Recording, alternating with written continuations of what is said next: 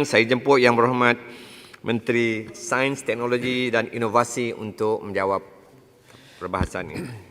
20 minit, Yang Berhormat. Assalamualaikum warahmatullahi wabarakatuh dan salam sejahtera. Terima kasih Tuan Yang Di-Pertua. Terlebih dahulu saya mengucapkan ribuan terima kasih kepada ahli-ahli yang berhormat yang telah mengambil bahagian dalam perbahasan RUU Perbekalan 2021 yang telah membangkitkan isu-isu di bawah bidang kuasa Kementerian Sains, Teknologi dan Inovasi. Tuan Yang Di-Pertua, seramai 12 orang ahli-ahli yang berhormat yang telah mengambil bahagian dalam perbahasan telah membangkitkan persoalan berkaitan vaksin. Yang Berhormat Pontian, Sabak Bernam, Serian dan Kota Semarahan bertanyakan sama ada jumlah peruntukan 3 bilion ringgit bagi tujuan perolehan vaksin COVID-19 ini adalah mencukupi.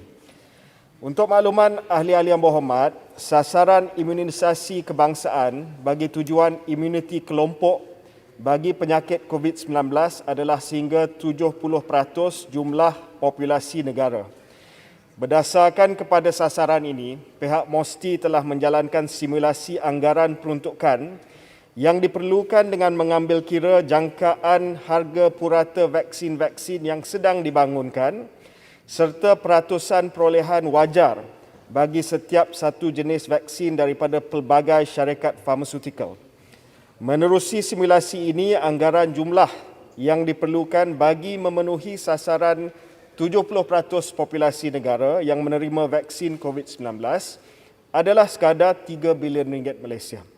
Walaupun begitu, jumlah 3 bilion ringgit ini masih lagi tertakluk kepada perubahan memandangkan harga akhir vaksin yang akan diperolehi kelak masih di peringkat rundingan dan perbincangan. Tuan Yang Di-Pertua Yang Berhormat Jerlun telah mencadangkan agar peruntukan... Selalu disebut 70% akan menerima.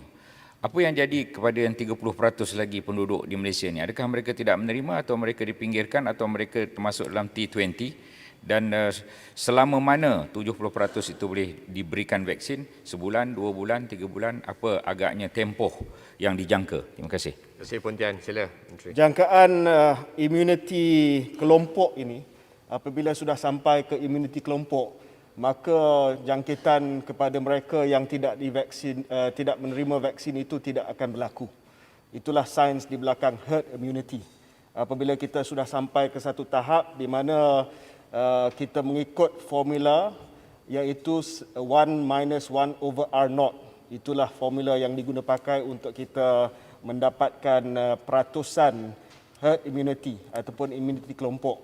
Akan ada mereka yang tidak akan dapat divaksinate sebab untuk makluman Yang Berhormat Pontian sebagai contoh sekarang ini mana vaksin-vaksin yang dibangunkan untuk COVID-19 kebanyakan daripada vaksin ini belum lagi diuji kepada kanak-kanak di bawah usia 12 tahun. Jadi mereka sudah pasti tidak akan dapat menerima vaksin yang pertama pada tahun depan. Ya, jadi ini mungkin peratusan yang tidak akan menerima vaksin. Jadi kita akan tumpukan kepada golongan dewasa untuk kita mencapai tahap imuniti kelompok ataupun herd immunity yang saya maksudkan tadi. Yang Berhormat Menteri, mohon izin. Sepanggar. Yang Berhormat Menteri, adakah pihak kementerian mempunyai plan B sekiranya fungsi vaksin yang dijadualkan untuk dibekalkan kepada frontliners kita on the first quarter tahun 2021 itu gagal? Dan dengan kata lain, vaksin tersebut berisikokan nyawa dengan implikasi sampingan selepas suntikan seperti yang berlaku di Korea Selatan. Terima kasih Sepanggar. Sila Menteri. Sebab itu kita tidak akan kompromi dari segi soal keselamatan, safety ya. Walaupun kita harap bahawa perolehan vaksin akan kita dapat pada suku tahun pertama tahun depan yang mana kita akan khususkan dahulu kepada pekerja-pekerja barisan hadapan, kita akan pastikan bahawa segala maklumat awal dan maklumat interim berkenaan dengan keselamatan, safety data akan kita perolehi untuk memastikan bahawa tidak ada sesiapa di Malaysia ini menjadi tikus makmal. Ya, kita akan tengok apa saja data klinikal yang disediakan oleh syarikat-syarikat, terutamanya syarikat yang mana kita akan buat perolehan bagi vaksin tersebut. Ya, saya jangkakan bahawa mengikut perancangan kita sekarang, suku tahun pertama kita akan dapat perolehan yang pertama dan satu pengumuman akan dibuat tidak lama lagi oleh Yang Berhormat Perdana Menteri. Yang Berhormat Menteri, soalan yang berkaitan. Sini. Ya. Kalau ada 2-3 negara yang akan mengeluarkan vaksin, misalnya negara Amerika Syarikat, Rusia atau China, jadi negara Malaysia macam mana menentukan negara yang mana akan import vaksin ini? Terima kasih. Terima kasih Yang Berhormat. Seperti negara-negara lain, kita akan ada portfolio vaksin. Ya, tidak ada negara yang mana akan beli daripada satu supplier. Ini adalah kerana tidak ada mana-mana syarikat farmaceutical yang akan dapat memenuhi 100% permintaan daripada satu negara. Sebab itu banyak negara dia akan memperolehi daripada pelbagai sumber ataupun pelbagai syarikat. Kita akan melihat kepada data klinikal dan kita akan melihat kepada contoh keberkesanan salah satu vaksin itu terhadap golongan warga emas sebagai contoh. Dan kalau kita dapati bahawa keberkesanan dan keselamatan satu vaksin itu lebih baik kepada golongan warga emas, maka kita akan tentukan bahawa vaksin itu dikhususkan untuk golongan warga emas. So, buat masa ini, Yang Berhormat, kita sedang berbincang dengan syarikat daripada Amerika Syarikat, syarikat daripada Eropah, syarikat daripada Rusia, syarikat daripada China untuk menentukan apakah bilangan ataupun portfolio vaksin yang terbaik untuk negara Malaysia. We're talking to everybody, Yang Berhormat, ya. Terima kasih. Yang Berhormat Jelun telah mencadangkan agar peruntukan disediakan bagi penciptaan vaksin tempatan bagi mengurangkan kebergantungan kepada vaksin daripada luar negara. Untuk makluman Ahli Yang Berhormat, buat masa ini Malaysia tidak mempunyai fasiliti lengkap untuk pembuatan vaksin bagi kegunaan kesihatan manusia end-to-end. Namun demikian, menyedari keadaan semasa memerlukan satu tindakan yang positif, Majlis Sains Negara baru-baru ini telah bersetuju agar satu roadmap pembangunan vaksin negara dibangunkan dengan objektif menjadikan Malaysia sebagai negara pengeluar vaksin manusia dalam tempoh 10 tahun. Roadmap ini dijangka siap pada suku kedua tahun 2021. Selain daripada pembangunan roadmap ini, MOSTI juga telah menawarkan skim dana baru, iaitu MOSTI Combating COVID-19 Fund yang menggalakkan projek R&D dalam memerangi dan mengawal wabak COVID-19. MOSTI telah meluluskan satu projek menerusi tabung ini yang berjumlah 2.1 juta ringgit Malaysia kepada Universiti Malaya bagi pembangunan vaksin COVID-19. MOSTI berharap inisiatif ini menjadi satu platform bagi penciptaan vaksin tempatan seterusnya dapat mengurangkan kebergantungan bekalan vaksin dari luar negara. Selain daripada itu, kerajaan juga turut memasukkan elemen pemindahan teknologi dan kepakaran menerusi rundingan yang sedang dibuat bagi tujuan perolehan vaksin daripada negara atau syarikat farmaseutical luar negara. Sebagai contoh, perjanjian kerjasama antara kerajaan Malaysia dan kerajaan China yang ditandatangani pada minggu lepas turut bersetuju untuk memperkukuhkan kerjasama bagi tujuan penyelidikan dan pembangunan vaksin pada masa hadapan. Begitu juga perbincangan awal saya dengan pihak Rusia tidak terhad kepada kemungkinan pembelian vaksin Sputnik, tetapi juga pemindahan kepakaran membangunkan vaksin COVID-19 dan untuk virus lain di Malaysia. Seterusnya, Yang Berhormat Libaran telah membangkitkan tentang persediaan syarikat. Ya, Muhammad. Ya. Saya cuma ada dua soalan. Yang pertamanya ialah apakah penekanan kementerian mengenai vaksin yang disebutkan tadi? Adakah kita ingin mengutamakan satu bentuk vaksin yang benar-benar akan menghapuskan virus COVID itu ataupun hanya untuk mengubati simptomsnya saja? Itu yang pertama. Yang keduanya adalah adakah boleh antara Kementerian MOSTI dan Kementerian Kesihatan saja yang diamanahkan untuk melihat perkara ini? Kerana saya lihat ada juga keterlibatan Kementerian Dalam Negeri ya, dengan kenyataan ataupun pengumuman yang telah dibuat dalam media baru-baru ini. Jadi saya rasa ini akan mengelirukan keadaan. Terima kasih. Terima kasih ahli yang berhormat. Soalan pertama, soalan yang sangat penting. Adakah sama ada vaksin yang dibangunkan ini memberi apa yang disebut sebagai sterilizing immunity, iaitu menghentikan jangkitan ataupun semata-mata tidak menyebabkan jangkitan itu menjadi gejala yang serius. Jadi perkara ini kita masih lagi sedang kaji. Beberapa syarikat farmaceutical memberi jawapan yang berbeza dan ini juga adalah perkiraan kerajaan Malaysia dalam perolehan kita. Buat masa ini kebanyakan daripada syarikat yang membangunkan vaksin itu tujuan mereka adalah untuk menghentikan jangkitan, to stop the infection, sterilizing immunity. Namun demikian kita masih lagi tidak mempunyai data yang lengkap daripada sebahagian besar daripada syarikat-syarikat farmaceutical itu untuk menentukan sama ada ia menghentikan jangkitan ataupun ia hanya menghentikan jangkitan itu untuk menjadi gejala yang lebih serius. Jadi ini perkara yang masih lagi kita sedang perhalusi. Berkenaan dengan soalan yang kedua tadi daripada Yang Berhormat Jelun, kerajaan kita mengambil sikap whole of government approach dalam kita memperolehi vaksin, walaupun jawatan kuasa akses vaksin ini dipengusikan oleh Menteri Kesihatan dan saya, tetapi ada juga pelbagai pihak yang ingin menawarkan vaksin untuk ujian klinikal dan sebagainya. Jadi ada yang melalui Wisma Putra, ada yang melalui KDN baru-baru ini, tetapi segala keputusan akan dibuat oleh Kementerian Kesihatan Malaysia. Ini cuma mereka yang mungkin ada hubungan secara personal ataupun hubungan yang khusus kepada kementerian tersebut, dan kita akan buat pertimbangan di peringkat jawatan kuasa. Jadi kita mengalu-alukan kalau di peringkat pembangkang pun ada hubungan dengan pihak antarabangsa yang ingin memberi tawaran vaksin kepada negara Malaysia, boleh kita bincang untuk kita dapat perolehan yang terbaik bagi negara kita. Yang Berhormat Libaran telah membangkitkan tentang persediaan syarikat GLC iaitu Pharma Niaga dan Duo Pharma bagi tujuan pembotolan vaksin COVID-19. Ini dikenali sebagai fill and finish.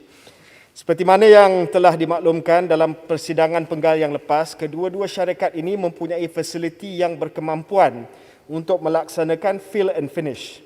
Duo Pharma akan menggunakan kemudahan sedia ada di Klang untuk melaksanakan fill and finish. Kemudahan tersebut perlu dinaik taraf dan dijangka akan disiapkan menjelang awal 2021. Manakala Pharma Niaga mempunyai kemudahan sedia ada yang boleh diubah suai bagi tujuan pembuatan vaksin COVID-19 fill finish bagi satu dos dan multi dos. Keputusan pemilihan syarikat bagi tujuan fill and finish ini tidak tertakluk kepada Duo Pharma dan Pharma Niaga sahaja. Kita menggalakkan mana-mana syarikat yang boleh melaksanakan fill and finish ataupun membuat pelaburan dalam pembuatan vaksin daripada pihak swasta juga. Pemilihan syarikat dilakukan berdasarkan keupayaan untuk mengilang produk farmaceutical tempatan yang telah memenuhi keperluan amalan perkilangan baik GMP dan mengikut standard Pharmaceutical Inspection Cooperation Scheme. Pemilihan pengilang yang telah memenuhi standard ini sangat penting bagi memastikan aspek teknologi transfer boleh berjalan dengan lancar. Seterusnya, berkaitan dengan isu pembangunan vaksin COVID-19 oleh negara-negara Islam yang disentuh oleh Yang Berhormat Jelebu, untuk makluman ahli Yang Berhormat, buat masa ini terdapat beberapa buah negara Islam yang turut membangunkan vaksin 19 seperti Iran, Kazakhstan dan juga Indonesia. Walau bagaimanapun difahamkan pembangunan vaksin dari negara-negara tersebut masih lagi di peringkat awal. Yang Berhormat Jelebu juga parit telah membangkitkan perkara berhubung isu golongan anti-vaksin serta isu vaksin COVID-19 yang halal. Untuk makluman ahli-ahli Yang Berhormat, di bawah jawatan kuasa khas jaminan akses vaksin COVID-19 telah dibentuk sebuah jawatan kuasa kecil komunikasi yang diterajui oleh Kementerian Komunikasi dan Multimedia, MOSTI dan KKM yang berperanan menyampaikan maklumat strategik berkenaan vaksin kepada negara dan rakyat serta kepada khalayak sasaran yang tepat berhubung vaksin COVID-19. Satu pelan komunikasi strategik sedang dirangka dan ini termasuklah bagi menangani gerakan anti-vaksin. Selain daripada agensi kerajaan yang berkaitan, pelan komunikasi ini akan melibatkan whole of society, pelbagai kumpulan masyarakat seperti NGO, agamawan, ketua komuniti serta pihak swasta bagi memastikan penerangan jelas berkaitan vaksin ini dapat disampaikan secara berkesan kepada setiap kumpulan sasaran. Berkenaan status halal vaksin pula adalah seperti mana yang dimaklumkan oleh Yang Berhormat Senator Menteri di Jabatan Perdana Menteri. JAKIM juga akan turut menganggotai jawatan kuasa kecil ini bagi memastikan orang Islam di negara ini mendapatkan maklumat yang tepat berkait penggunaan vaksin ini. Tuan Yang Dipertua, izinkan saya mengulas mengenai gesaan Yang Berhormat Langkawi supaya kerajaan mengenal pasti dan mengkaji teknologi-teknologi baru dalam usaha mendepani pandemik COVID-19. Untuk makluman Ahli Yang Berhormat Langkawi, MOSTI telah diberi mandat untuk mengetuai kumpulan kerja 9 sains dan teknologi di bawah jawatan kuasa strategik pengurusan pandemik di bawah MKN. Melalui jawatan kuasa ini, MOSTI telah menyediakan cadangan program yang akan dilaksanakan di bawah kumpulan kerja yang mengandungi pelan tindakan semasa jangka masa sederhana dan panjang. Di antara program yang dikenal pasti adalah 1. Penambahbaikan aplikasi pengesanan kontak sedia ada. 2. Pembangunan sistem pemantauan kuarantin berdasarkan kepada teknologi. 3. Pembangunan kaedah penyaringan rapid testing kit yang bakal menjadi salah satu strategi untuk pengurusan pandemik jangka masa sederhana. 4. Sistem pengesanan pemandu dan kenderaan daripada luar negara. 5. Pembangunan teknologi blockchain bagi pengesanan vaksin. 6. Digital health certificate. 7. Teknologi bahan nano dalam penyediaan PPE. Dan 8. Inisiatif Geodata Raya Kebangsaan untuk bangunkan risk map supaya kawalan pergerakan untuk masa yang akan datang boleh dilaksanakan dengan lebih teliti lagi. Tuan Yang Dipertua, akhir sekali saya ingin mengulas saranan dan cadangan daripada Pasir Salak berkaitan aplikasi teknologi dan otomasi dalam bidang pertanian di kawasan Jelapang Padi. Untuk makluman Ahli Yang Berhormat, MOSTI melalui agensi pelaksananya telah melaksanakan pelbagai inisiatif bagi memperkasa agenda pertanian negara. MOSTI melalui agensi Angkasa Malaysia dengan kerjasama Kementerian Pertanian dan Industri Makanan MAFI melalui Jabatan Pertanian telah membangunkan sistem maklumat geospatial tanaman padi. Sistem ini telah mula dioperasikan sejak tahun 2012 dan diperluaskan ke 12 jelapang padi di seluruh Malaysia. Sistem ini menggunakan image satellite multi-temporal radar SAT-2 untuk mengenal pasti keluasan sebenar kawasan bertanam padi pada setiap musim dan pemantauan 4 status aktiviti penanaman padi, iaitu membajak, mengairi, menanam dan menuai dengan kekerapan setiap 11 hari. Image satellite ini diintegrasikan dengan maklumat sempadan pentadbiran, skim pengairan, maklumat pesawah dan lot sawah dalam satu pengkalan data bagi membolehkan agensi pertanian mengurus dan memantau jelapang padi dengan lebih mudah, tepat dan cepat. Hasil kajian keberkesanan pengoperasian sistem mendapati, sistem ini menjimatkan masa sebanyak 50% berbanding turun di lapangan, memantau 100% keseluruhan jelapang dan menjimatkan subsidi sehingga 10%. Terbaru, inisiatif National Technology dan Innovation Sandbox telah diperkenalkan pada tahun ini bertujuan membantu dalam mempercepatkan proses penciptaan dan pengkomersialan teknologi dan inovasi tempatan di semua peringkat. Sehingga 18 November terdapat 52 permohonan dalam bidang pertanian telah dikenal pasti untuk pelaksanaan sandbox. Melalui platform sandbox, MOSTI telah menjalankan kerjasama strategik dengan pihak Felda dalam membantu memenuhi hala tuju inisiatif pertanian pintar. Ini membuka peluang kepada agensi di bawah sektor pertanian yang lain untuk bekerjasama bersama dengan pihak MOSTI dalam meningkatkan produktiviti pertanian sawah padi melalui penggunaan teknologi termaju, mewujudkan peluang ekonomi dan pekerjaan bernilai tinggi kepada generasi baru penanam padi serta mempercepatkan proses R&D dan pengkomersialan. Selain itu, melalui sandbox, sebanyak 10 startups yang berkaitan dengan drone telah dikenal pasti dan telah mencadangkan 4 startups untuk menjalani ujian drone di tapak pertanian Felda. Hasil daripada ujian ini akan membantu mewujudkan parameter bersesuaian bagi tujuan penggunaan drone secara menyeluruh di dalam negara. Tuaran. Sorry. Terima kasih. Saya tertarik dengan peningkatan penggunaan teknologi dalam bidang pertanian yang Yang Berhormat nyatakan tadi. Saya ingin bertanya sejauh manakah kementerian kerajaan melaksanakan menggunakan teknologi yang dibuat oleh Nuklear Malaysia khususnya dalam soal mutant rice, dan sejauh manakah kerjasama di antara Nuklear Malaysia dengan MARDI dalam pastikan supaya strain yang baru ini dapat diagihkan kepada petani dan secepat mungkin. Terima kasih. Menteri, kalau diizinkan sekaligus, Kuala Selangor. Maaf kerana terpaksa backtrack sikit. Saya mendengar jawapan Menteri yang sangat baik sebentar tadi, your deliberations. Cuma saya nak kepastian, ya. In your team yang menentukan vaksin ini, saya perlu tegaskan bahawa the whole of government and the whole of society's approach, ya, melibatkan in your team penentuan vaksin itu mesti melibatkan beyond just MOH, ya, terutama di kalangan clinicians, di immunologists, the public health physician dan sebagainya. So bolehkah perkara ini diberitahu akan keterlibatan semua mereka ini, with the transparency and the constant communication untuk semua. Terima kasih Menteri, terima kasih Tuan Sri Speaker. Terima kasih Yang Di-Pertua. Saya jawab Kuala Selangor dulu. Sudah pasti pasukan pakar yang disediakan ini tidak hanya terhad kepada Kementerian Kesihatan sahaja. Dan sebenarnya di bawah jawatankuasa akses vaksin COVID-19 ini, kita telah tubuhkan satu independent COVID-19 Vaccine Evaluation Committee. Jawatankuasa ini dipengerusikan oleh Profesor Datuk Dr. Awang Bulgiba, iaitu seorang pakar epidemiologis yang sudah pasti Kuala Selangor pun kenal, dan mempunyai 9 anggota daripada kepakaran seperti virology, molecular immunology, infectious disease, occupational health, health economics, pharma economics dan juga applied ethics.